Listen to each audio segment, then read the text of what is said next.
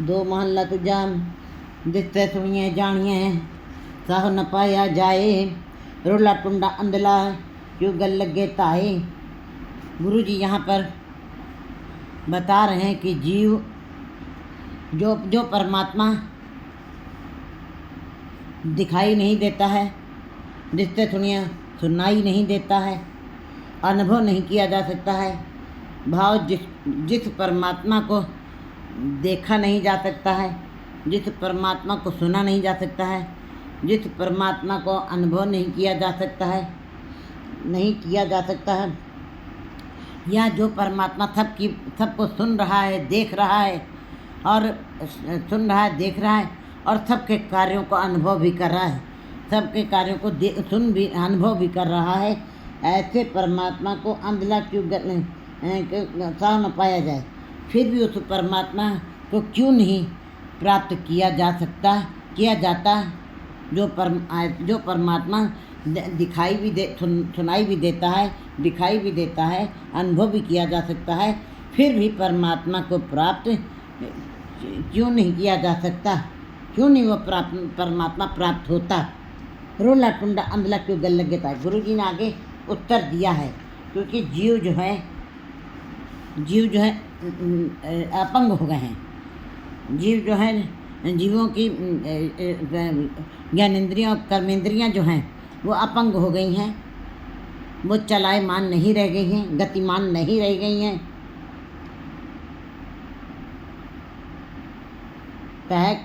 गतिमान नहीं रह गई हैं।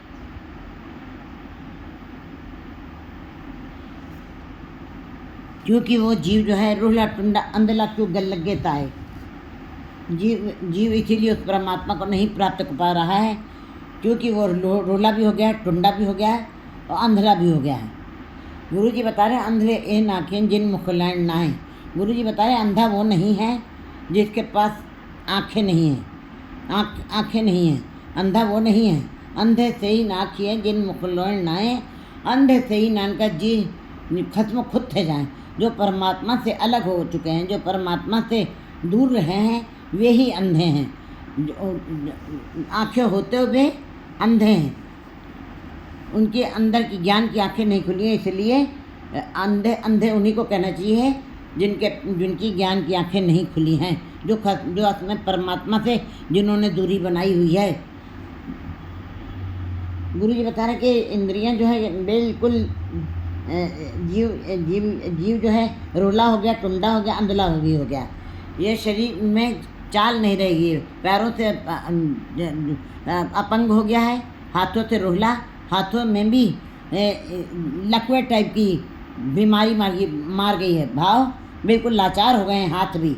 उस परमात्मा को लिखने पढ़ने के लिए सामर्थ्यवान नहीं रह गए। ये हाथ संसार के हो गए हैं, निरंकार के लिए नहीं रह गए, क्योंकि रोला टुंडा अंधला। फिर अंधे या आँखें होते हुए जीव ज्ञान के चक्षु नहीं खुले। जब तक गुरु के शब्द का ज्ञान अंजन नहीं पड़ेगा, तब तक जीव की आँखें कभी भी खुल नहीं सकती हैं, कभी भी ये आँखें परमात्मा को नहीं देख सकती हैं। रोला फिर दूसरी तरफ गुरु जी ये भी बता रहे हैं कि जो रोले हैं, टुंडे हैं, अंधले हैं, वे भी परमात्मा के आगे एक अंदर से बेनती करते हैं, अंदर से ही लाचारी प्रकट करते हैं, अंदर से ही अपनी उस अरदास को व्यक्त करते, अपनी वेदना को प्रकट करते परमात्मा के आगे। हे परमात्मा, हे मेरे दीन बंधु दयालु, सब लोग तो तुम्हारे आगे बहुत जल्दी से आकर के मत्था टेक लेते हैं और आकर के तुम्हारे से मिलाप कर लेते हैं, लेकिन मैं तो अंधला भी हूँ, रोहला भी हूँ, टुंडला भी हूँ, अंधला भी हूँ। भाव मेरे तो सारी इंद्रियां शिथिल हो गई हैं, मेरी सारी इंद्रियां नपुंसक हो गई हैं, मेरी सारी इंद्रियों में किसी प्रकार की ताकत नहीं रह गई है, आत्मिक ताकत मेरे अंदर ख़त्म हो गई है। मैं किस प्रकार, मैं रोला भी हूँ, टुंडला भी हूँ, अंधला भी हूँ, मैं कैसे किस प्रकार मैं तुमसे मिलाप कर सकता हूँ।